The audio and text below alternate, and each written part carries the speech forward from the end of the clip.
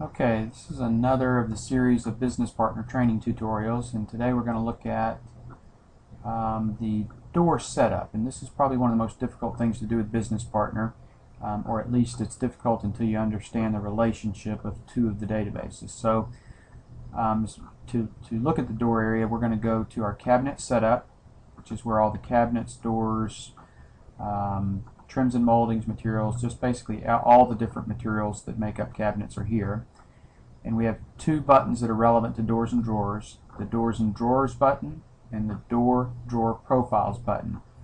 This particular database here has no cost associated with it. It is only here for selection purposes only. So all of your edge profiles and framing profiles, in different profiles for doors are here, and you can actually cut and paste a graphic of those if you can find that on their website, or scan them from a catalog into it. So this is the Elite profile from Conestoga here, but this particular database, door and drawer profiles, carries no cost with it at all.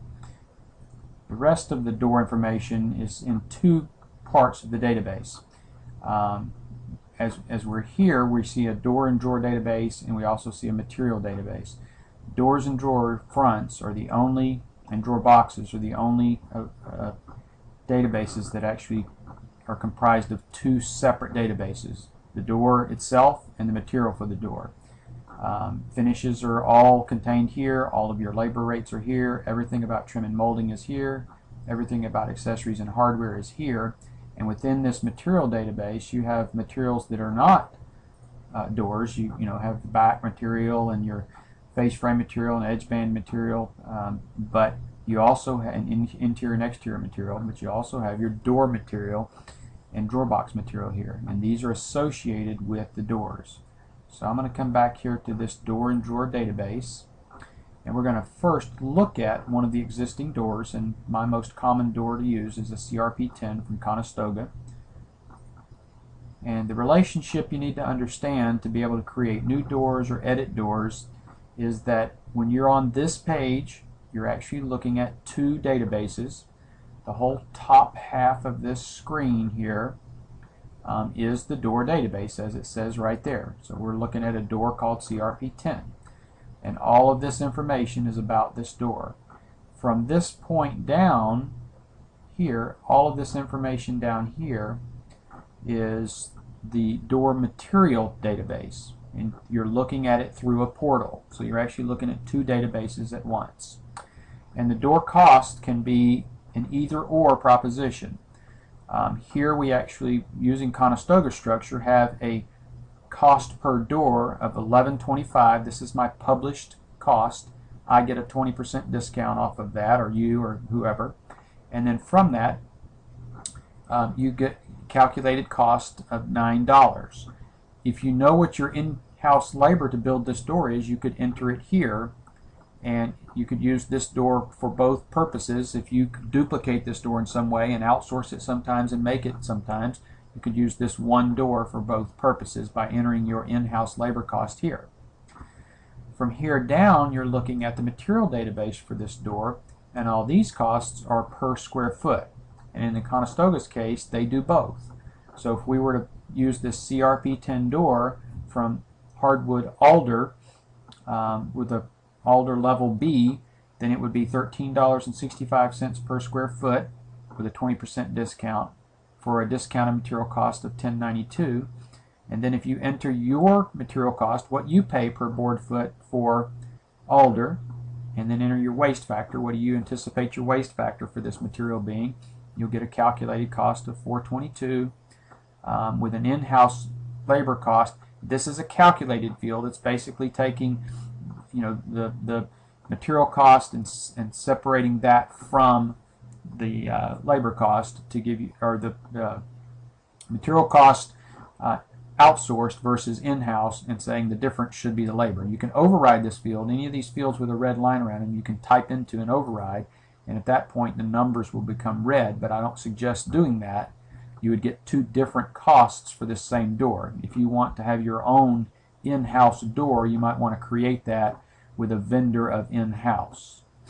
So we have a door here that has two pricing components, a per door cost and a per square foot cost. If your door, if it was coming from a vendor like Wallscraft or Decorative Specialties, in the case of Decorative Specialties, they actually do a little bit of both, but many door companies only charge a per square foot cost, and there wouldn't be a per door cost. You might want to put a $1 or $2 cost in there for a handling charge or something like that, but they don't charge you a per door cost, or many door companies don't. So you can use just a square foot cost, or you could use just a per door cost, or you can use a combination of both. The advantage to Conestoga's scheme is that this per door cost is basically the labor to manufacture this door, and this per square foot cost is a little bit of labor, but mostly material. So this cost very, very seldom changes from Conestoga, but this cost changes sometimes a couple times a year, sometimes once every year, sometimes once every other year, just depending on what's happening in the economy. So they can share this alder material between many, many doors, and they do. When door companies are charging a specific per square foot cost per door, then you have to have a lot more materials than we have for Conestoga in the database.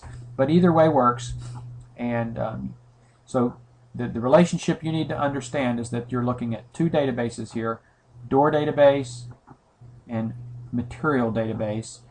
And for this to work, this field, material type, and Conestoga, or the vendor of Conestoga, have to match. So if I go to any of these materials, and we'll just go to this Alder B, clicking on the gold button for the material will actually take us out of the door database and into the material database. Now you see we're in door materials, and everything here that's not in this box down here is the material database, and everything in this box down here is a portal looking back at the door database and all the doors that are associated to this Alder B material. So all of these doors that we're scrolling through here utilize that same material. So if you change the cost of this material, you've changed the cost of the material for all of those doors, which is a very handy little thing. So here we're looking at the material cost that we were, these are the same costs we were looking at earlier. We're just looking at them in the door material database instead of in the door database. And again, these two fields, material type and vendor, have to match for it to show up. So if I create a new door, and one way of doing that is to duplicate the door or to create a new door. So from here, we'll do both, just so I can show you how this works. So I'm going to first duplicate the CRP10 door, and I'm going to rename this door Your Door. And I'm going to create a vendor called Yours. And now as soon as I click out of this field, because this vendor doesn't exist for all these materials, they're going to go away. And they did. There's no materials for this door now. We have a door named Your Door, and we have a vendor called Yours, but we don't have any materials for that. So now we have to go to the cabinet setup, go to the materials, go to the doors, and ideally we'll just find one of those door materials, and I'm going to start with one that was already shared.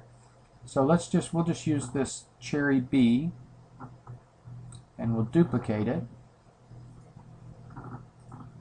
And now we'll call this 3/4 inch Your Cherry.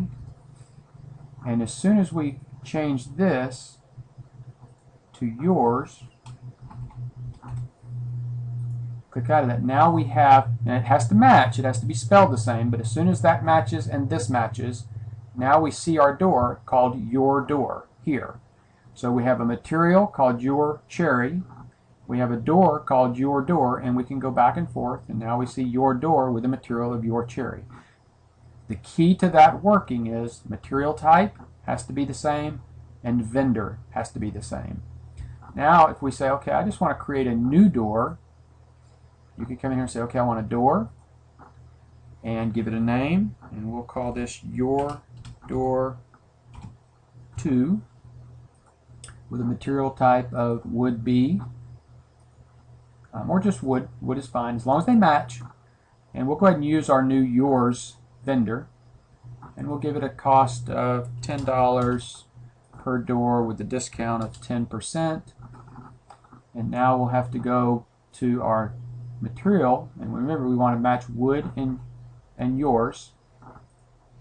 So we'll go to our materials, and we'll click on any one of these materials just so we can get to the materials and say we want a new material. And this is a door material, and we're going to name this Your Wood, and we need to have a matching vendor here, and we chose wood, our matching material type, and we chose wood.